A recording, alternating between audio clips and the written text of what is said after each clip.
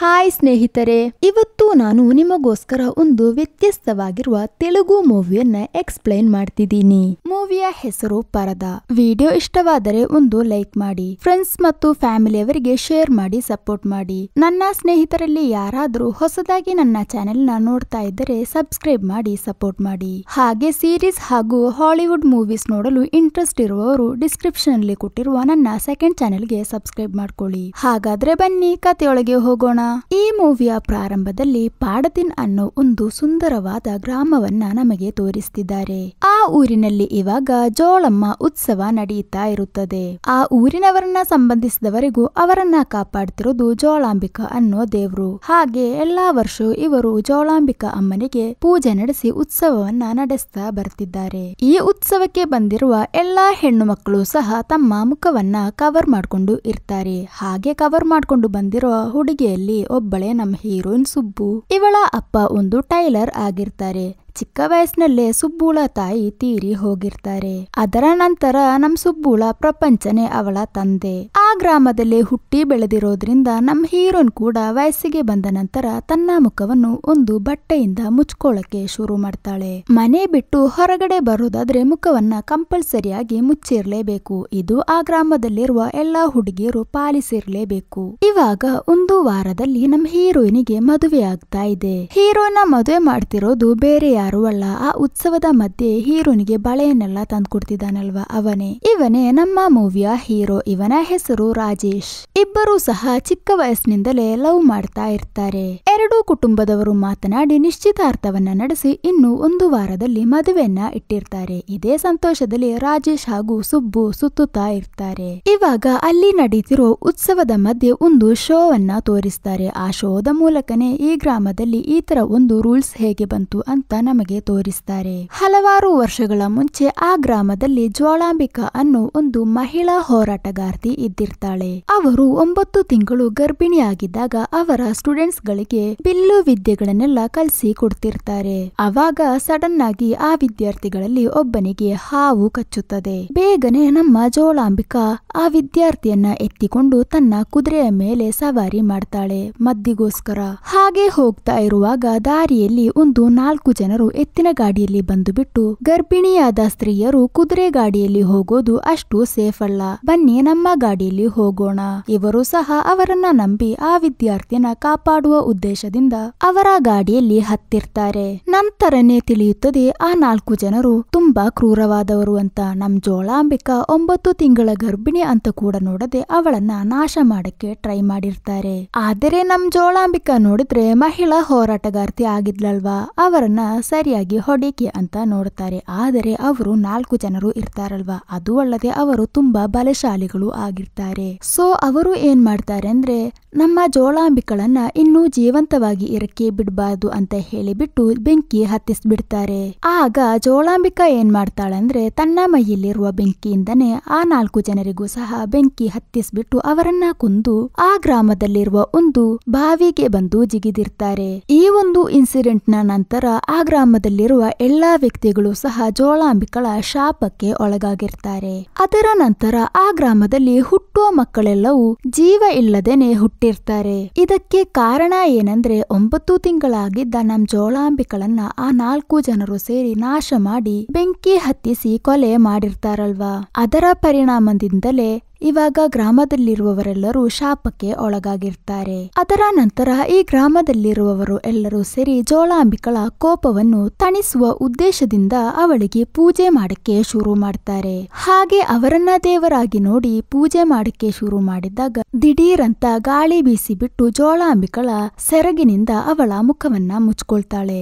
ಈ ಒಂದು ಇನ್ಸಿಡೆಂಟ್ ನ ನಂತರ ಆ ಗ್ರಾಮದಲ್ಲಿ ಮೊಟ್ಟ ಮೊದಲಿಗೆ ಒಂದು ಮಗು ಜೀವಂತವಾಗಿ ಹುಟ್ಟುತ್ತದೆ. ಅವಾಗ್ಲಿಂದಲೇ ಆ ಗ್ರಾಮದವರೆಲ್ಲರೂ ಸೇರಿ ಜೋಳಾಂಬಿಕಳ ಕೋಪ ತಣಿದು ಇವಾಗ ಇಲ್ಲಿ ಮಕ್ಕಳು ಜೀವಂತವಾಗಿ ಹುಟ್ಟಕ್ಕೆ ಶುರುವಾಗಿದೆ ಅಂದರೆ ಅದಕ್ಕೆ ಕಾರಣ ಎಲ್ಲಿಂದಲೋ ಗಾಳಿ ಬೀಸಿದಾಗ ಹಾರ್ಕೊಂಡು ಬಂದು ಜೋಳಾಂಬಿಕಳ ಮುಖವನ್ನ ಮುಚ್ಚಿದ ಆ ಬಟ್ಟೆ. ಹಾಗಂತ ಹೇಳಿ ಅಲ್ಲಿರುವವರೆಲ್ಲರೂ ನಂಬಕ್ಕೆ ಶುರು ಮಾಡ್ತಾರೆ. ಅದರ ನಂತರನೇ ಗ್ರಾಮದವರೆಲ್ಲರೂ ಸೇರಿ ಅಲ್ಲಿರುವ ಹುಡುಗಿಯರಿಗೆ ಅಂತ ಒಂದು ಹೊಸ ರೂಲ್ಸ್ ಅನ್ನ ತರ್ತಾರೆ. ಗ್ರಾಮದಲ್ಲಿರುವ ಹುಡುಗಿಯರು ವಯಸ್ಸಿಗೆ ಬಂದ್ರೆ ಅವರ ಮುಖವನ್ನ ಹೊರಲೋಕಕ್ಕೆ ತೋರಿಸಲೇ ತಿಳಿಯಬಾರದು. ಮನೆಯಲ್ಲಿ ಇರುವ ಅಪ್ಪ ಅಮ್ಮ, ಒಡ ಹುಟ್ಟಿದವರು ಹಾಗೂ ಅದನ್ನ ಬಿಟ್ರೆ ಮದುವೆ ಮಾಡ್ಕೊಂಡು ಹೋಗುವ ಗಂಡ, ಅದನ್ನ ಬಿಟ್ರೆ ಆ ಗ್ರಾಮದ ಹೆಣ್ಣು ಮಕ್ಕಳ ಮುಖವನ್ನು ಹೊರಗಿನವರು ಯಾರು ಸಹ ನೋಡಬಾರದು.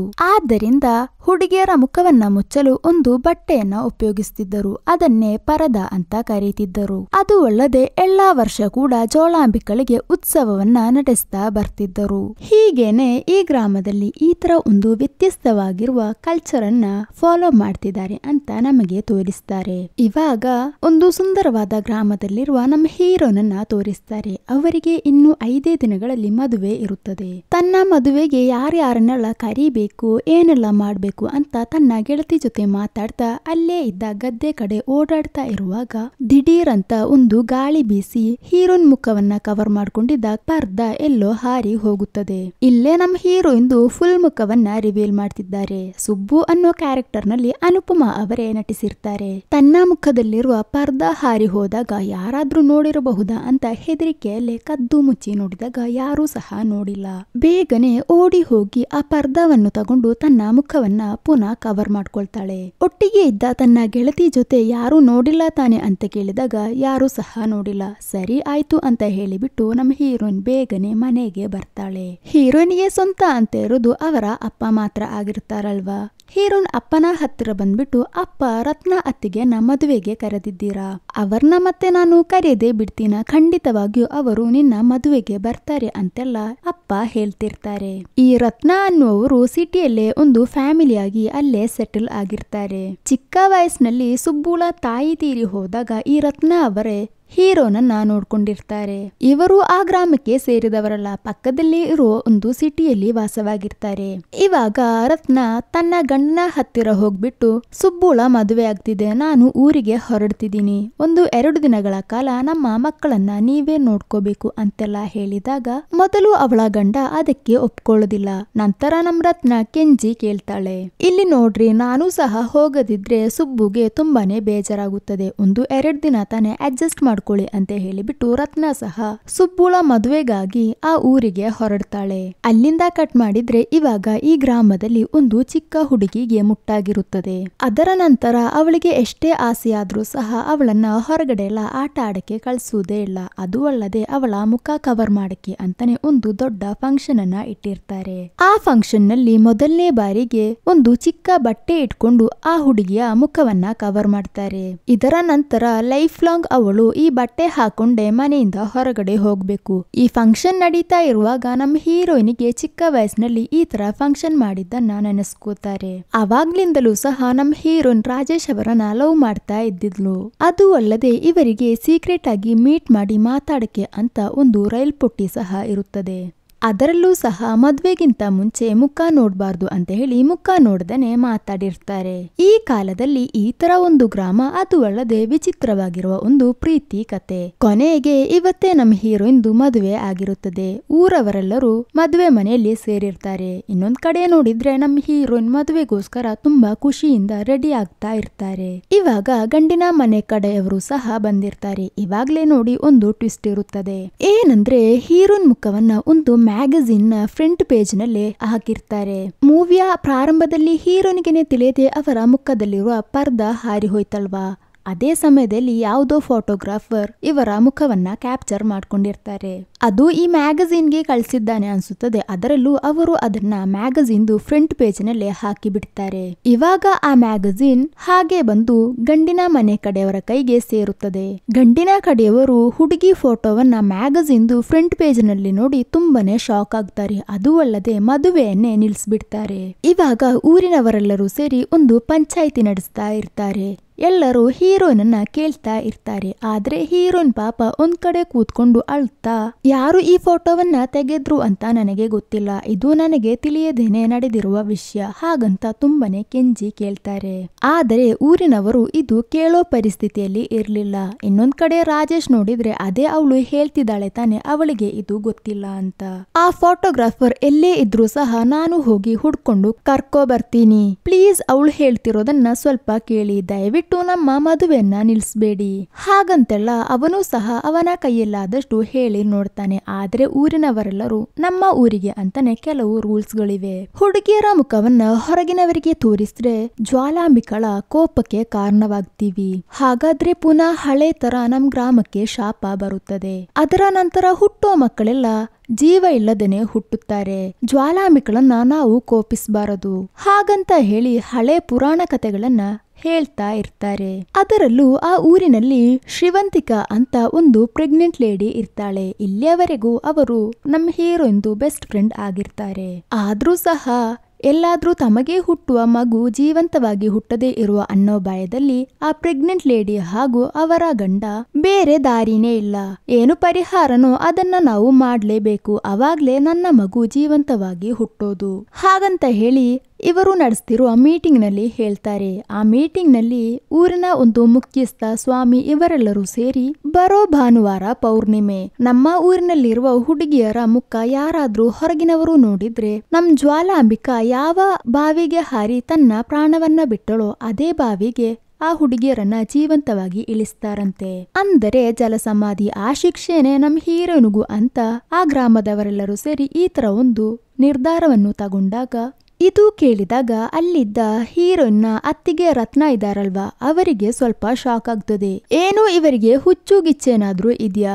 ಗಾಳಿಯಲ್ಲಿ ತನ್ನ ಮುಖದಲ್ಲಿದ್ದ ಬಟ್ಟೆ ಹಾರಿ ಹೋಗಿದೆ, ಇದಕ್ಕೆ ಆ ಹುಡುಗಿ ಏನು ಮಾಡಿದ್ಲು? ಪಾಪ ಸುಬ್ಬು, ಇದನ್ನ ನಾನು ಮಾಡಕ್ಕೆ ಬಿಡುದಿಲ್ಲ. ನೀವೆಲ್ಲಾದ್ರೂ ಅವಳನ್ನ ಬಾವಿಗೆ ಇಳಿಸಿದ್ರೆ ಮತ್ತೆ ನಾನು ಪೊಲೀಸ್ ಕಂಪ್ಲೇಂಟ್ ಕೊಡ್ಬೇಕಾಗುತ್ತದೆ ಅಂತ ರತ್ನ ಸ್ಟ್ರಾಂಗ್ ಆಗಿ ಹೇಳ್ತಾಳೆ. ಆದರೆ ಆ ಗ್ರಾಮದವರೆಲ್ಲರೂ ನೋಡಿದ್ರೆ, ಇಲ್ಲಿ ನೋಡಮ್ಮ, ನೀನು ನಮ್ಮ ಗ್ರಾಮಕ್ಕೆ ಸೇರಿದವರೇ ಅಲ್ಲ, ನಮ್ಮ ಗ್ರಾಮಕ್ಕೆ ಅಂತಾನೆ ಕೆಲವು ರೂಲ್ಸ್ ಗಳಿವೆ, ಅದನ್ನ ನಾವು ಫಾಲೋ ಮಾಡಲೇಬೇಕು. ಅದು ಅಲ್ಲದೆ ಈ ಪೊಲೀಸ್ ಹಾಗೂ ಕೋರ್ಟ್ನವರು ನಮ್ಮ ಗ್ರಾಮದವರನ್ನ ಏನು ಮಾಡಕ್ಕೆ ಆಗೋದಿಲ್ಲ. ಅದನ್ನು ಮೀರಿ ನೀನು ಎಲ್ಲಾದ್ರೂ ಪೊಲೀಸ್ ಅವರಿಗೆ ಕಂಪ್ಲೇಂಟ್ ಕೊಟ್ರೆ ಈ ಗ್ರಾಮದವರು ನಿನ್ನನ್ನ ನೆಮ್ಮದಿಯಿಂದ ಬದುಕಕ್ಕೆ ಬಿಡ್ತಾರೆ ಅಂತ ನೀನು ಅನ್ಕೊಳ್ತಿದ್ಯಾ? ಹಾಗಂತೆಲ್ಲ ಹೇಳಿ ಊರಿನವರೆಲ್ಲರೂ ಸೇರಿ ನಮ್ ರತ್ನಾಳನ್ನ ಹೆದರಿಸಕ್ಕೆ ಶುರು ಮಾಡ್ತಾರೆ. ಪಾಪ ಅವರಿಗೆ ಏನ್ ಮಾಡ್ಬೇಕು ಅಂತಾನೆ ಗೊತ್ತಾಗೋದಿಲ್ಲ. ಅಲ್ಲಿಂದ ಕಟ್ ಮಾಡಿದ್ರೆ ಇವತ್ತು 3ನೇ ದಿನ ಪೌರ್ಣಮಿ ದಿನ ಹೀರೋಯಿನಿಗಿರುವ ಜಲಸಮಾಧಿ ನಡೆಯಕ್ಕಿದೆ. ನಮ್ ಹೀರೋನ್ ಅಪ್ಪನಿಗೂ ಸಹ ಗ್ರಾಮದವರನ್ನ ಎದುರಿಸಿ ಏನೂ ಸಹ ಮಾಡಕ್ಕೆ ಆಗೋದಿಲ್ಲ. ಹಾಗೆ ನಮ್ ಹೀರೋನನ್ನ ಆ ಬಾವಿಗೆ ಇಳಿಸಕ್ಕೆ ಅಂತ ಕರ್ಕೊಂಡು ಹೋಗ್ತಾರೆ. ಹೋಗೋದಕ್ಕಿಂತ ಮುಂಚೆ ನಮ್ ಹೀರೋಯಿನ್ ಜ್ವಾಲಾಂಬಿಕಳ ಹತ್ತಿರ ಬಂದ್ಬಿಟ್ಟು, ಈ ವಿಷಯದಲ್ಲಿ ನನ್ನ ತಪ್ಪಿದ್ರೆ ನೀನು ಧಾರಾಳವಾಗಿ ನನ್ನ ಪ್ರಾಣವನ್ನ ತಗೋ, ಅದೇ ತಪ್ಪಿಲ್ಲ ಅಂದ್ರೆ ನನ್ನನ್ನ ನೀನೇ ಕಾಪಾಡ್ಬೇಕು ಅಂತೆಲ್ಲ ಬೇಡ್ಕೊಂಡು ನೇರವಾಗಿ ನಮ್ ಹೀರೋಯಿನ್ ಇವಾಗ ಬಾವಿ ಹತ್ತಿರ ಬರ್ತಾರೆ. ಊರಿನವರು ಎಲ್ಲರೂ ಸೇರಿರ್ತಾರೆ. ಇವಾಗ ನಮ್ ಹೀರೋನಿಗೆ ಒಂದು ಕಲ್ಲು ಕಟ್ಟಿ ಬಾವಿಗೆ ಇಳಿಸಕ್ಕೆ ಹೋಗ್ತಾರೆ. ಹಾಗೆ ಇಳಿಸಿದ್ದು ಒಂದ್ ಕಡೆ ರತ್ನ ಹಾಗೂ ರಾಜೇಶ್ನವರು ತುಂಬಾನೇ ಅಳ್ತಿರ್ತಾರೆ. ಬಾಕಿ ಮೊತ್ತ ಗ್ರಾಮದವರು ಬಾವಿಯಲ್ಲಿ ಬಿದ್ದು ಒದ್ದಾಡುತ್ತಿರುವ ಸುಬ್ಬುಳನ್ನ ನೋಡ್ತಾ ಇರ್ತಾರೆ. ಹೀಗೆ ನಡೀತಾ ಇರುವಾಗ್ಲೇ ಇನ್ನೊಂದ್ ಕಡೆ ಜ್ವಾಲಾಂಬಿಕಳ ವಿಗ್ರಹದ ಮುಂದೆ ಉರಿತಿದ್ದ ದೀಪ ಕೆಟ್ಟು ಹೋಗುತ್ತದೆ. ಇದು ನೋಡಿದ್ದ ಅಲ್ಲಿದ್ದ ಇಬ್ಬರು ಹೆಂಗಸರು ಓಡ್ಕೊಂಡು ಬಂದು ಗ್ರಾಮದವರ ಜೊತೆ ಜ್ವಾಲಾಂಬಿಕಳ ಮುಂದೆ ಉರಿತಿದ್ದ ದೀಪ ಕೆಟ್ಟು ಹೋಗಿದ್ದೆ, ಇದರಲ್ಲಿ ನಮ್ ಜ್ವಾಲಾಂಬಿಕಳಿಗೆ ಇಷ್ಟ ಇಲ್ಲ ಅನ್ಸುತ್ತದೆ. ಸುಬ್ಬು ಹೇಳ್ತಿರೋದೇ ನಿಜ ಆಗಿರಬಹುದು, ಬೇಗನೆ ಅವಳನ್ನ ಕಾಪಾಡಿ ಅಂತ ಹೇಳಿದ ತಕ್ಷಣ ನಮ್ ರಾಜೇಶ್ ಬಾವಿಗೆ ಹಾರಿ ಅವಳನ್ನ ಕಾಪಾಡ್ತಾನೆ. ಈ ಘಟನೆ ನಡೆದ ನಂತರ ಕೂಡ ಗ್ರಾಮದವರೆಲ್ಲರೂ ಒಂದ್ ವೇಳೆ ಗಾಳಿಗೆ ದೀಪ ಕೆಟ್ಟು ಹೋಗಿರಬಹುದಲ್ವಾ, ಸುಬ್ಬುಳಿಗೆ ನಾವು ಕೊಡಬೇಕಾದ ಶಿಕ್ಷೆಯನ್ನ ಕೊಡ್ಲೇಬೇಕು, ಇಲ್ಲ ಅಂದ್ರೆ ಪುನಃ ನಮ್ ಗ್ರಾಮಕ್ಕೆ ಶಾಪ ಬರುತ್ತದೆ. ಶಾಪ ಬಂದ್ರೆ ಮತ್ತೆ ಅಷ್ಟೇ, ಮತ್ತೆ ಹುಟ್ಟುವ ಮಕ್ಕಳೆಲ್ಲರೂ ಉಸಿರಾಡದೇನೆ ಹುಟ್ಟಕ್ಕೆ ಶುರುವಾಗುತ್ತದೆ. ಇದರಿಂದ ನಾವು ತಪ್ಪಿಸ್ಕೊಳ್ಬೇಕಂದ್ರೆ ಖಂಡಿತವಾಗಿಯೂ ಸುಬ್ಬುಳನ್ನ ಜಲಸಮಾಧಿ ಮಾಡ್ಲೇಬೇಕು ಅಂತ ಒಬ್ಬೊಬ್ಬರು ಹೇಳ್ತಾ ಇರ್ತಾರೆ. ಅದರಲ್ಲೂ ಪ್ರೆಗ್ನೆಂಟ್ ಲೇಡಿ ಇದಾರಲ್ವಾ, ಅವರ ಗಂಡ ಈ ವಿಷಯದಲ್ಲಿ ನಾವು ರಿಸ್ಕ್ ತಗೊಳಕ್ಕೆ ತಯಾರಲ್ಲ, ನಮಗೆ ಒಳ್ಳೆ ಆರೋಗ್ಯವಿರುವ ಮಗು ಹುಟ್ಟಬೇಕು ಹಾಗಂತ ಹೇಳಿದಾಗ ಮೀಟಿಂಗ್ ನಲ್ಲಿರುವ ಒಬ್ಬರು ಹೇಳ್ತಾರೆ, ಸರಿ ಆಯ್ತು, ಇದಕ್ಕೆಲ್ಲ ಒಂದೇ ದಾರಿ ಇದೆ.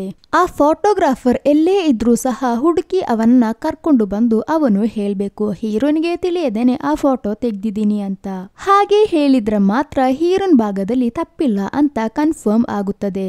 ಅದು ಬರಕ್ಕಿರುವ 3 ವಾರಗಳಲ್ಲಿ ಆಗ್ಬೇಕು. ಅದು ಬರುವ 3 ವಾರಗಳಲ್ಲಿ ಆಗ್ಬೇಕು. ಯಾಕಂದ್ರೆ ಪ್ರೆಗ್ನೆಂಟ್ ಲೇಡಿ ಆಗಿರುವ ಶ್ರವಂತಿಕಾ ಅವಳಿಗೆ ಇನ್ನು 3 ವಾರದಲ್ಲೇ ಹೆರಿಗೆ ಆಗಕ್ಕಿರುವ ಚಾನ್ಸಸ್ ಇದೆ.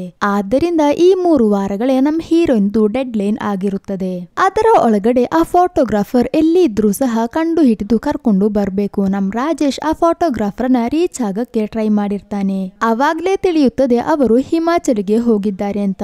ನಾನು ಸಹ ಸುಬ್ಬುಳ ಜೊತೆ ಹೋಗಿ ಅವರನ್ನ ಕರ್ಕೊಂಡು ಬರ್ತೀವಿ ಹಾಗಂತ ರಾಜೇಶ್ ಹೇಳಿದಾಗ, ಇಲ್ಲ ನೀನು ಹೋಗ್ಬಾರದು, ಇದು ಅವಳು ಮಾಡಿರುವ ತಪ್ಪು, ಅವಳು ಒಬ್ಬಳೇ ಹೋಗಿ ಕರ್ಕೊಂಡು ಬರ್ಬೇಕು ಅಂತ ಹೇಳಿ ಸುಬ್ಬುಳನ್ನ ಒಬ್ಬಳೇ ಕಳಿಸ್ತಾರೆ. ಹೀರೋನ್ ಒಬ್ಬರೇ ಹೋಗ್ತಿರೋದನ್ನ ನೋಡಿದ ರತ್ನ ತನ್ನ ಗಂಡನಿಗೆ ಕಾಲ್ ಮಾಡಿಬಿಟ್ಟು, ಊರಿನಲ್ಲಿ ನನಗೆ ವಯಸ್ಸಾಗಿರುವ ಒಂದು ಅಜ್ಜಿ ಇದ್ದಾರೆ, ಪಾಪ ಅವರು ಮಲಗಿದ್ದಲ್ಲೇ, ನಾನು ಅವರನ್ನ ನೋಡ್ಕೋಬೇಕು ಅಂತ ಸುಳ್ಳನ್ನ ಹೇಳಿ ಹೀರೋನ್ ಜೊತೆ ಹಿಮಾಚಲ್ಗೆ ಅಂತ ಹೊರಡ್ತಾರೆ. ಹೀಗೆ ನಮ್ಮ ಹೀರೋಯಿನ್ ತನ್ನ ಮೇಲೆ ತಪ್ಪಿಲ್ಲ ಅಂತ ತಿಳಿಸಕ್ಕೋಸ್ಕರ ಅವರ ಪ್ರಯಾಣವನ್ನ ಶುರು ಮಾಡ್ತಾರೆ. ಇವರಿಬ್ಬರಿಗೂ ಸಹ ನಾರ್ತ್ ಬಗ್ಗೆ ಅಷ್ಟೇನು ಗೊತ್ತಿರೋದಿಲ್ಲ.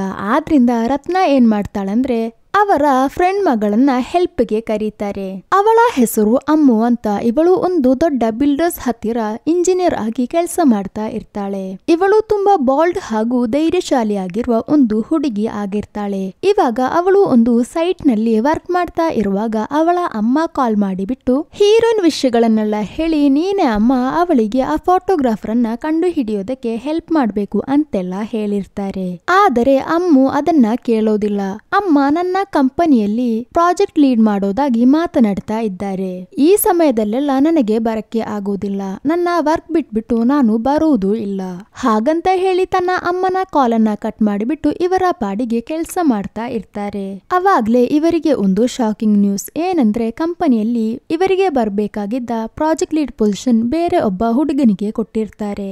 ಇದು ಕೇಳಿದ ತಕ್ಷಣ ನೇರ ಬೋರ್ಡ್ ಮೆಂಬರ್ ಹತ್ತಿರ ಹೋಗ್ಬಿಟ್ಟು, ಪ್ರಾಜೆಕ್ಟ್ ಲೀಡ್ಗೆ ಬರ್ಬೇಕಾದ ಎಲ್ಲಾ ಅರ್ಹತೆ ನನಗೆ ಇದ್ರೂ ಸಹ ಮತ್ತೆ ನೀವು ಯಾಕೆ ಆ ಹುಡುಗನಿಗೆ ಆ ಪೊಸಿಷನ್ ಅನ್ನ ಕೊಟ್ಟಿದ್ದೀರಾ ಹಾಗಂತ ಕೇಳಿದಾಗ, ಏನಮ್ಮ ಮಾಡೋದು, ಮೇಲಧಿಕಾರಿಗಳು ಆ ಪೊಸಿಷನ್ ನಲ್ಲಿ ಒಬ್ಬ ಹುಡುಗನೇ ಬೇಕು ಅಂತ ಅವನನ್ನ ಸೆಲೆಕ್ಟ್ ಮಾಡಿದ್ದಾರೆ ಹಾಗಂತ ಹೇಳಿದಾಗ, ಓ ಇಲ್ಲಿ ಟ್ಯಾಲೆಂಟ್ಗಳ ಯಾವುದೇ ರೀತಿ ಬೆಲೆ ಇಲ್ಲ, ಜೆಂಡರ್ ಇಟ್ಕೊಂಡೆ ಯಾವುದಕ್ಕೂ ಸಹ ಸೆಲೆಕ್ಟ್ ಮಾಡ್ತಿರಲ್ವಾ, ಹಾಗಾದರೆ ಈ ಪ್ರಾಜೆಕ್ಟ್ ಅನ್ನ ನಿಮ್ ಮೇಲ್ ಲೀಡರ್ ಜೊತೆನೆ ಮಾಡಿಸ್ಕೊಳ್ಳಿ, ನಾನು ವೆಕೇಶನ್ ನಲ್ಲಿ ಹೊರಡ್ತಾ ಇದ್ದೀನಿ ಅಂತ ಅಮ್ಮು ಇವಾಗ ನಮ್ ಹೀರೋನ್ಗೆ ಹೆಲ್ಪ್ ಮಾಡಕ್ಕೆ ಅಂತ ಹೋಗ್ತಾರೆ. ಅಲ್ಲಿಂದ ಕಟ್ ಮಾಡಿದ್ರೆ ಹೀರೋನ್ ಹಾಗೂ ರತ್ನ ಅವರು ಡೆಲ್ಲಿಗೆ ಬಂದು ತಲುಪಿರ್ತಾರೆ. ಅವರನ್ನ ಪಿಕ್ ಮಾಡಕ್ಕೆ ಅಂತ ಅಮ್ಮು ಸಹ ಹೋಗಿರ್ತಾಳೆ. ಡೆಲ್ಲಿಯಲ್ಲಿ ಮ್ಯಾಗಝೀನ್ ನ ಫ್ರಂಟ್ ಪೇಜ್ ನಲ್ಲಿ ಹೀರೋದು ಒಂದು ಫೋಟೋ ಹಾಕಿದ್ರಲ್ವಾ, ಅದೇ ಫೋಟೋನ ದೊಡ್ಡ ಪೋಸ್ಟರ್ ನಲ್ಲಿ ಹಾಕಿರ್ತಾರೆ. ಇದು ನೋಡಿದಾಗ ನಮ್ ಹೀರೋಯಿನ್ ತುಂಬಾನೇ ಅಪ್ಸೆಟ್ ಆಗ್ತಾಳೆ. ರತ್ನ ಹೀರೋಯಿನ್ ಅನ್ನ ಸಮಾಧಾನ ಪಡಿಸ್ತಾಳೆ. ಹೀರೋಯಿನ್ ಹಾಗೂ ಅಮ್ಮು ಇವರಿಬ್ಬರು ತುಂಬಾನೇ ಕಾಂಟ್ರಾಸ್ಟ್ ಆಗಿರುವ ಲೇಡೀಸ್.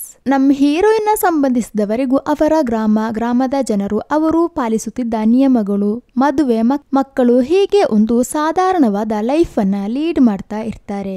ಆದರೆ ಅಮ್ಮು ನೋಡಿದ್ರೆ ಯಾವುದೇ ರೀತಿಯಲ್ಲೂ ಸಹ ನಾವು ಗಂಡಸರಿಗೆ ಕೀಳಾಗಬಾರದು, ಎಲ್ಲದರಲ್ಲೂ ಅವರಿಗಿಂತ ಮೇಲೆ ಬರಬೇಕು, ಈ ತರ ಒಂದು ಫೆಮಿನಿಸ್ಟ್ ಥಾಟ್ ನಲ್ಲಿ ಸುತ್ತುತ್ತಾ ಇರ್ತಾರೆ. ಹೀಗೆ ಒಂದು ಎಕ್ಸ್ಟ್ರೀಮ್ ಐಡಿಯಾಲಜಿ ಓಪೋಸ್ ಇರುವ 2 ಹೆಂಗಸರು ಒಟ್ಟಿಗೆ ಸೇರ್ಕೊಂಡು ಹಿಮಾಚಲ್ ನಲ್ಲಿರುವ ಆ ಫೋಟೋಗ್ರಾಫರ್ ನ ಹುಡುಕೊಂಡು ಹೋಗ್ತಾರೆ. ಇವಾಗ ಅಮ್ಮು, ರತ್ನ ಹಾಗೂ ಹೀರೋನ್ ಇವರು 3 ಜನರು ಸೇರಿ ಅಮ್ಮುಳ ಕಾರ್ ನಲ್ಲಿ ಹಿಮಾಚಲ್ಗೆ ಅಂತ ಹೊರಡ್ತಾರೆ.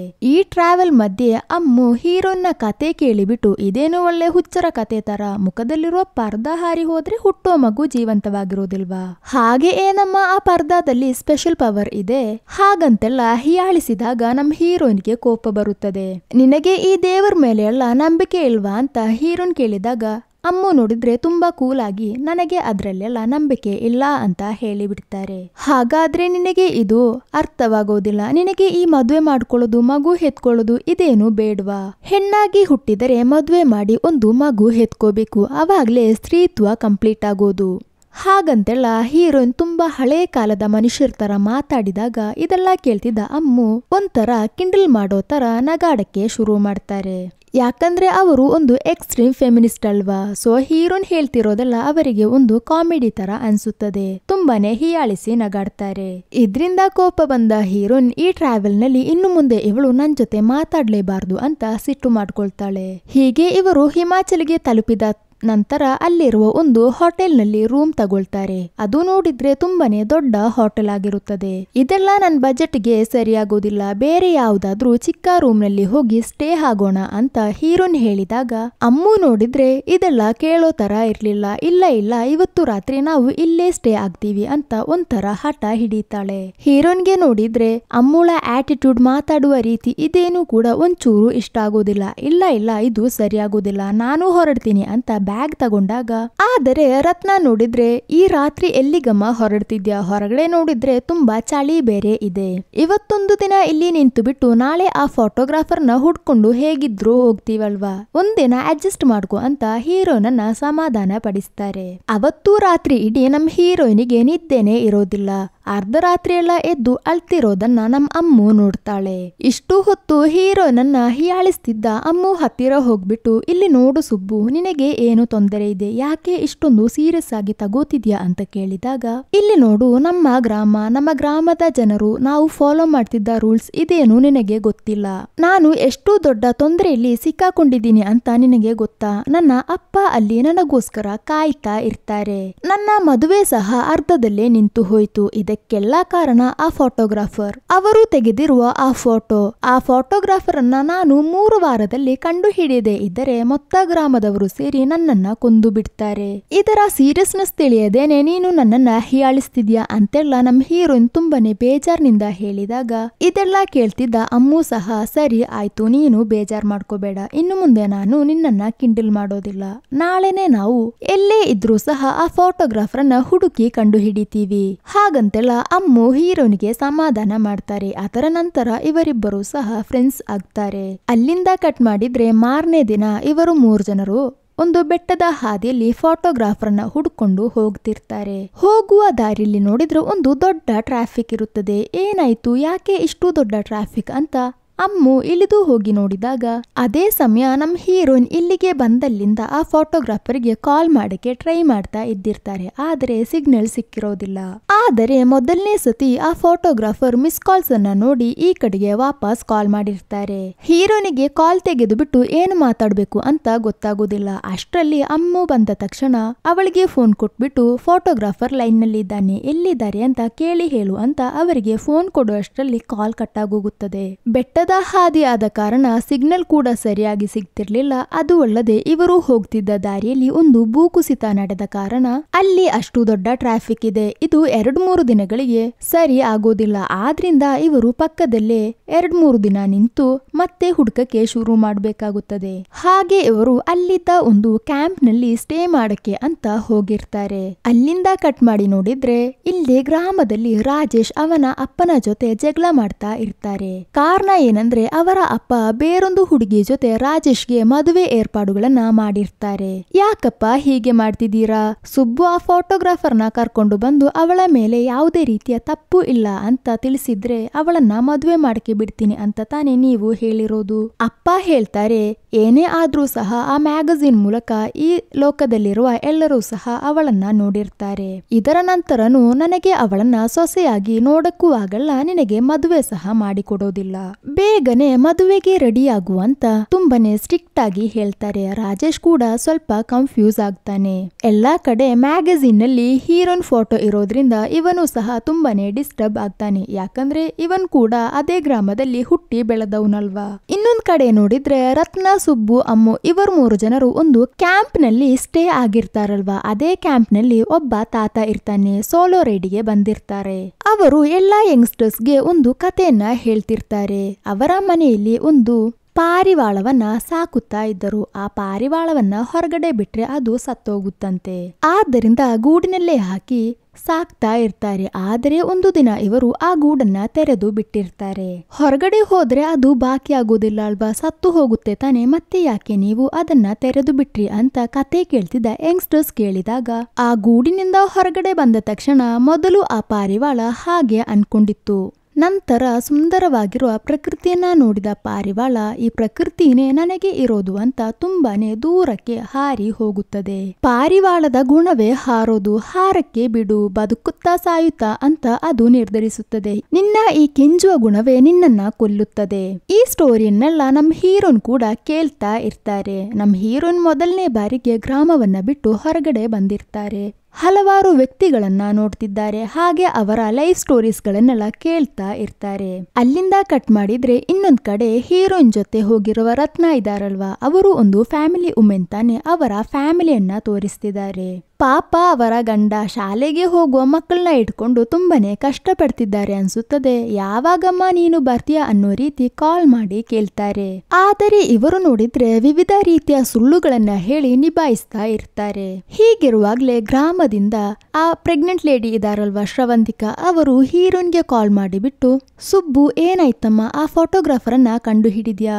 ನನಗಾದ್ರೆ ತುಂಬಾನೇ ನೋವು ಬರ್ತಾ ಇದೆ, ನನಗೇನೋ ಭಯ ಆಗ್ತಿದೆ, ಏನಾದ್ರೂ ತಪ್ಪು ನಡೆಯೋದಕ್ಕಿಂತ ಮುಂಚೆ ಗ್ರಾಮಕ್ಕೆ ಬಂದು ಸೇರು, ಹಾಗಂತೆಲ್ಲ ಹೇಳಿ ಕಾಲ್ ಮಾಡಿ ಕರೀತಾ ಇರ್ತಾರೆ. ಇದು ಕೇಳಿದಾಗ ನಮ್ ಹೀರೋಯಿನ್ ಸ್ವಲ್ಪ ಡಿಸ್ಟರ್ಬ್ ಆಗ್ತಾರೆ.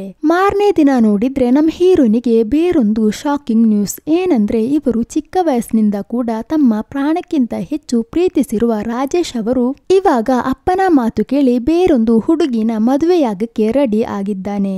ಈ ವಿಷಯ ಹೀರೋನ್ ಫ್ರೆಂಡ್ ಮೂಲಕ ಅವರು ತಿಳ್ಕೋತಾರೆ. ಬೇಗನೆ ಅವರು ಒಂದು ಕಾಡಿನ ಹತ್ತಿರ ಒಬ್ಬಳೇ ಬಂದ್ಬಿಟ್ಟು ರಾಜೇಶ್ಗೆ ಕಾಲ್ ಮಾಡಕ್ಕೆ ಟ್ರೈ ಮಾಡ್ತಾ ಇರ್ತಾಳೆ. ಆದರೆ ಅವನು ಕಾಲ್ನ ಕಟ್ ಮಾಡ್ತಾ ಇರ್ತಾನೆ. ಆದರೆ ರಾಜೇಶ್ ಅವರ ಅಪ್ಪ ಕಾಲನ್ನ ಅಟೆಂಡ್ ಮಾಡಿಬಿಟ್ಟು ಮದುವೆ ನಡೆತಿರುವ ಸಮಾರಂಭ ಶಬ್ದಗಳನ್ನೆಲ್ಲ ಹೀರೋನಿಗೆ ಕೇಳಿಸ್ತಾರೆ. ಹೀರೋಯಿನ್ ತುಂಬಾ ಬೇಜಾರ್ನಲ್ಲಿ ಅಳ್ತಾ ಅಲ್ಲೇ ಕೂರುವಾಗ ಆ ಕಾಡಿನಲ್ಲಿ ಕುಡಿತಾ ಇದ್ದ 4 ಯಂಗ್ಸ್ಟರ್ಸ್ ಹೀರೋಯಿನ್ ಅನ್ನ ನೋಡ್ತಾರೆ. ಆಲ್ರೆಡಿ ಬೇಜಾರ್ನಲ್ಲಿರುವ ನಮ್ ಹೀರೋಯಿನ್ ಅನ್ನ ಕುಡಿದು ಬೋಧ ಇಲ್ಲದಿರುವ ಆ 4 ಜನರು ಕಿಡ್ನಾಪ್ ಮಾಡ್ಕೊಂಡು ಹೋಗ್ತಾರೆ. ಇನ್ನೊಂದ್ ಕಡೆ ಅಮ್ಮು ಹಾಗೂ ರತ್ನ ಅವರು ಸುಬ್ಬು ನೀನು ಎಲ್ಲಿ ಅಮ್ಮ ಅಂತ ಅವಳನ್ನ ಹುಡುಕುತ್ತಾ ಹೋಗ್ತಿರ್ತಾರೆ. ಹೀರೋಯಿನ್ ಇವರ ಹತ್ತಿರದಿಂದ ಕಾಪಾಡಿ ಅಂತ ಕಿರ್ಚುತ್ತಾ ಇರ್ತಾರೆ. ಈ ಕಿರ್ಚಿದ ಶಬ್ದ ಅವರಿಗೆ ಕೇಳಿದ ತಕ್ಷಣ ಅವರನ್ನ ಚೇಸ್ ಮಾಡ್ಕೊಂಡು ಅಮ್ಮು ಹೋಗ್ತಾಳೆ. ಇದೇ ಸಮಯ ಹೀರೋನನ್ನ ಕಿಡ್ನಾಪ್ ಮಾಡ್ಕೊಂಡಿರುವ ಆ 4 ಜನರು ಕುಡಿದು ಬೋಧ ಇಲ್ಲದೇನೆ ನಮ್ ಹೀರೋನನ್ನ ನಾಶ ಮಾಡಕ್ಕೆ ನೋಡ್ತಾರೆ. ಅವಾಗ ಹೀರೋನ್ ಜ್ವಾಲಾಂಬಿಗಳನ್ನ ಬೇಡ್ಕೊಳ್ತಾಳೆ. ಆದರೆ ಯಾವುದೇ ರೀತಿಯ ಪ್ರಯೋಜನ ಇರೋದಿಲ್ಲ. ಅವರು ಹೀರೋನ್ ಮುಖವನ್ನ ಕವರ್ ಮಾಡ್ಕೊಂಡಿರುವ ಪರ್ದಾವನ್ನ ಸ್ವಲ್ಪ ಸ್ವಲ್ಪ ಹರಿತಾ ಇರುವಾಗ್ಲೇ ಹಿಂದ್ಗಡೆ ಬೇಗನೆ ಚೇಸ್ ಮಾಡ್ಕೊಂಡು ಬರ್ತಿರುವ ಅಮ್ಮುಳ ಕಾರನ್ನ ನೋಡಿಬಿಟ್ಟು ಇದು ಕೆಲ್ಸಕ್ಕೆ ಆಗೋದಿಲ್ಲ ಅಂತ ಹೇಳಿ ಹೀರೋನನ್ನ ಕಾರ್ನಿಂದ ತಳ್ಳಿ ಹಾಕ್ತಾರೆ. ಬೇಗನೆ ಇವರು ಇಬ್ಬರು ಹೋಗಿ ಹೀರೋನನ್ನ ಕಾಪಾಡ್ತಾರೆ. ಹಾಗೆ ಕಾಪಾಡ್ಕೊಂಡು ರಿಟರ್ನ್ ಹೋಟೆಲ್ ರೂಮಿಗೆ ಕರ್ಕೊಂಡು ಬಂದಾಗ ಅವರಿಗೆ ನಡೆದಿರುವ ಆ ಘಟನೆಯನ್ನ ನೆನೆಸ್ಕೊಂಡು ತುಂಬಾನೇ ಅಳ್ತಾರೆ. ತುಂಬಾನೇ ಡಿಸ್ಟರ್ಬ್ ಆಗಿರ್ತಾರೆ. ಆ ಕಡೆ ಗ್ರಾಮದಲ್ಲಿ ನೋಡಿದ್ರೆ ರಾಜೇಶ್ ಬೇರೆ ಒಂದು ಹುಡುಗಿನ ಮದುವೆ ಮಾಡ್ಕೊಳ್ತಿದ್ದಾನೆ. ಯಾರು ಅಂತಾನೆ ಗೊತ್ತಿರದ ಒಬ್ಬ ಫೋಟೋಗ್ರಾಫರ್ ತೆಗೆದಿರುವ ಒಂದು ಫೋಟೋದಿಂದ ನನ್ನ ಜೀವನವೇ ಸರ್ವನಾಶ ಆಗೋಯ್ತು. ಇಷ್ಟು ದಿನಗಳ ಕಾಲ ನನ್ನ ಗ್ರಾಮದಲ್ಲಿರುವವರು ಹೇಳಿರುವ ತರ ನಾನು ಎಲ್ಲ ಕೇಳಿದ್ದೀನಿ. ಚಿಕ್ಕ ವಯಸ್ಸಿನಿಂದ ಕೂಡ ಅವರು ಹೇಳಿರುವ ರೀತಿ ಪರ್ದಾ ಹಾಕೊಂಡು ನನ್ನ ಮುಖವನ್ನ ಮುಚ್ಚಿದ್ದೀನಿ. ಆ ಪರ್ದಾ ನನ್ನನ್ನ ಕಾಪಾಡುತ್ತೆ ಅನ್ಕೊಂಡಿದ್ದೆ. ಆದರೆ ಇವತ್ತು 4 ಜನರು ಸೇರಿ ನನ್ನನ್ನ ಕಸದ ಬುಟ್ಟಿಗೆ ಕಸ ಎಸೆಯೋ ತರ ಎಸೆದು ಬಿಟ್ರು. ಹಾಗಂತೆಲ್ಲ ತುಂಬಾನೇ ಕಿರ್ಚಿ ಹೇಳ್ತಿದ್ದ ಸುಬ್ಬುಳ ವಾಯ್ಸ್ ಕೇಳಿ ಅಮ್ಮು ಹಾಗೂ ರತ್ನ ಅವರು ಬಂದ್ಬಿಟ್ಟು ನಿನ್ನ ಫೀಲಿಂಗ್ಸ್ ನಮಗೆ ಅರ್ಥವಾಗುತ್ತದೆ, ಬೇಜಾರ್ ಮಾಡ್ಕೋಬೇಡ, ಎಲ್ಲವೂ ಸರಿಯಾಗುತ್ತದೆ. ಮೊದಲು ನೀನು ಅದನ್ನ ನಂಬೇಕು. ಅದು ಅಲ್ಲದೆ ಇದು ನಿನ್ನ ಲೈಫ್, ನಿನಗೆ ಇಷ್ಟವಾದ ರೀತಿಯಲ್ಲೇ ನೀನು ಬದುಕಬೇಕು, ಹಾಗಂತೆಲ್ಲ ಅವರು ಹೇಳ್ತಾರೆ. ಇದೆಲ್ಲ ಕೇಳಿದ ನಂತರ ಹೀರೋನ್ ಅವರ ಮನಸ್ಸಿನೊಳಗಡೆನೆ ಹಾಕಿದ್ದ ಬೇಲಿ ಹೊಡೆದು ಹೊರಗಡೆ ಬರೋ ತರ ಕಾರಿನಲ್ಲಿ ಹೋಗ್ತಾ ಇರುವಾಗ ಮೊದಲನೇ ಬಾರಿಗೆ ಇವರ ಮುಖಕ್ಕೆ ಕವರ್ ಮಾಡ್ಕೊಂಡಿರುವ ಆ ಪರ್ದಾವನ್ನ ತೆಗೀತಾರೆ. ಸ್ವತಂತ್ರವಾಗಿರುವ ಗಾಳಿಯನ್ನ ಶ್ವಸಿಸ್ತಾರೆ. ಹಾಗೆ ಸ್ವಲ್ಪ ಸ್ವಲ್ಪನೇ ಆ ಟ್ರಿಪ್ ಅನ್ನ ಎಂಜಾಯ್ ಮಾಡಕ್ಕೆ ಶುರು ಮಾಡ್ತಾರೆ. ಅದು ಅಲ್ಲದೆ ಲೈಫ್ ನಲ್ಲಿ ಅವರಿಗೆ ಇಷ್ಟವಾದ ವಿಷಯಗಳನ್ನ ಮಾಡಕ್ಕೆ ಶುರು ಮಾಡ್ತಾರೆ. ಅವರಿಗೆ ಅಂತಾನೆ ಕೆಲವು ಚೆಕ್ ಲಿಸ್ಟ್ ಗಳನ್ನ ಹಾಕ್ತಾರೆ. ಇವ್ರ ಜೊತೆ ಸೇರ್ಕೊಂಡು ತುಂಬಾ ಖುಷಿಯಿಂದ ಕ್ರಿಕೆಟ್ ಆಡ್ಬೇಕು, ಹಾಗೆ ಬೆಟ್ಟ ಹತ್ಬೇಕು, ಈ ತರ ಒಂದೊಂದು ವಿಷಯಗಳನ್ನ ಮಾಡುತ್ತಾ ಚೆಕ್ ಲಿಸ್ಟ್ ಅನ್ನ ಟಿಕ್ ಮಾಡ್ಕೊಂಡು ಬರ್ತಾರೆ. ಹೀರೋನಿಗೆ ಕೊನೆಯದಾಗಿ ಒಂದು ಆಸೆ ಇರುತ್ತದೆ, ಏನಂದ್ರೆ ಪರ್ದಾನೇ ಇಲ್ಲದೆ ಒಂದು ದಿನ ಫುಲ್ ಇವರ ಗ್ರಾಮವನ್ನ ಸುತ್ತಿ ಬರ್ಬೇಕು ಅಂತ. ಅದು ಅಲ್ಲದೆ ರಾಜೇಶ್ ಹೇಗೆ ಮೂವ್ ಆನ್ ಆದ್ನೋ ಅದೇ ತರ ಅವನು ತೆಗೆದುಕೊಟ್ಟ ಬಳೆಗಳನ್ನೆಲ್ಲ ನೀರಿಗೆ ಹಾಕಿ ಇವರು ಸಹ ಮೂವ್ ಆನ್ ಆಗ್ತಾರೆ. ಹೀಗೆ ಎಲ್ಲವೂ ಸುಂದರವಾಗಿ ಹೋಗ್ತಾ ಇರುವಾಗ್ಲೇ ನಮ್ ಹೀರೋನಿಗೆ ಫೋಟೋಗ್ರಾಫರೇ ಒಂದು ವಿಡಿಯೋವನ್ನ ಕಳಿಸ್ತಾರೆ. ಆ ಫೋಟೋಗ್ರಾಫರ್ ಬೇರೆ ಯಾರು ಅಲ್ಲ, ನಮ್ ಗೌತಮ್ ವಾಸುದೇವ ಮೇನೋನ್ ಅವರು. ಇವರೇ ಹೀರೋಯಿನ್ದು ಫೋಟೋವನ್ನ ಬಚ್ಚಿಟ್ಕೊಂಡು ತೆಗ್ದಿದ್ದಾರೆ ಅನ್ಸುತ್ತದೆ. ಆದರೆ ಇವಾಗ ಇವರ ಕಿವಿಯಲ್ಲಿ ಹೀರೋಯಿನ್ದು ಜೀವನ ಶೈಲಿಗಳೆಲ್ಲ ತಲುಪಿರುತ್ತದೆ. ಆದ್ರಿಂದ ಇವಾಗ ನಾನು ಮಾಡಿದ ಒಂದು ಚಿಕ್ಕ ತಪ್ಪಿನಿಂದ ಇವಳ ಜೀವನ ಸರ್ವನಾಶವಾಗ್ತಿದೆ, ಇದೆಲ್ಲ ನಂದೇ ತಪ್ಪು ಅಂತ ಹೇಳಿಬಿಟ್ಟು ವಿಡಿಯೋವನ್ನ ಕಳ್ಸಿರ್ತಾರೆ. ಆ ವಿಡಿಯೋವನ್ನ ಹೀರೋಯಿನ್ ಕೂಡ ನೋಡ್ತಾಳೆ. ಸರಿ ಆಯ್ತು, ನಾಳೆನೇ ಹೋಗಿ ಗ್ರಾಮದವರಿಗೆ ಈ ವಿಡಿಯೋವನ್ನ ತೋರಿಸುವ, ಬಂದ ಸಮಸ್ಯೆ ಮುಗೀತದೆ ಅಂತ ಅಮ್ಮು ಹೇಳಿದಾಗ, ಇಲ್ಲ ನನಗೆ ಈ ಟ್ರಾವೆಲ್ ತುಂಬಾನೇ ಇಷ್ಟವಾಗಿದೆ, ಇನ್ನೂ ಸ್ವಲ್ಪ ದಿನಗಳ ಕಾಲ ಇಲ್ಲಿ ಸುತ್ತಿ ಹೋಗೋಣ ಅಂತ ಹೀರೋಯಿನ್ ಹೇಳ್ತಾಳೆ. ಹಾಗೆ ಇವರ ಟ್ರಾವೆಲ್ ಅನ್ನ ಕಂಟಿನ್ಯೂ ಮಾಡ್ತಾರೆ. ಹೀಗೆ ಹೋಗ್ತಾ ಇರುವಾಗ ಇವರ ಕಾರನ್ನ ಒಂದು 5 ಜನ ಹುಡುಗರು ಓವರ್ಟೇಕ್ ಮಾಡ್ಕೊಂಡು ಹೋಗ್ತಾರೆ. ಅಷ್ಟೇ ಫೆಮಿನಿಸ್ಟ್ ಆಗಿರುವ ನಮ್ ಅಮ್ಮುಗೆ ಇದು ಸಹಿಸಕ್ಕೆ ಆಗೋದಿಲ್ಲ. ಆಪತ್ತಾಗಿರುವ ಬೆಟ್ಟದ ಹಾದಿ ಅಂತ ಕೂಡ ನೋಡದೆ ಅವರನ್ನ ಮುಂದಿಸಕ್ಕಿರುವ ಈಗೋದಿಂದ ಕಾರನ್ನ ತುಂಬಾ ಫಾಸ್ಟ್ ಆಗಿ ಓಡಿಸ್ತಾರೆ. ಒಂದು ಘಟ್ಟದ ನಂತರ ಆ ಕಾರನ್ನ ಟೇಕ್ ಓವರ್ ಮಾಡ್ತಾರೆ. ಇವರು ಬಂದ ಸ್ಪೀಡಿಗೆ ನಮ್ ರತ್ನಾಳಿಗೆ ನಿದ್ದೆ ಬಂದಿಬಿಡುತ್ತದೆ. ಅವಾಗ ಅಲ್ಲಿದ್ದ ಲೋಕಲ್ ಲೇಡಿ ಪೊಲೀಸ್ ಅವರು ಬಂದು ನನ್ನ ಮನೇಲಿ ರೆಸ್ಟ್ ತಗೊಂಡು ಹೋಗಿ ಅಂತ ಕರ್ಕೊಂಡು ಹೋಗ್ತಾರೆ. ಹೋದ ನಂತರ ಹೀರೋಯಿನ್ ಅಮ್ಮು ಜೊತೆ ಜಗಳಕ್ಕೆ ಹೋಗ್ತಾಳೆ.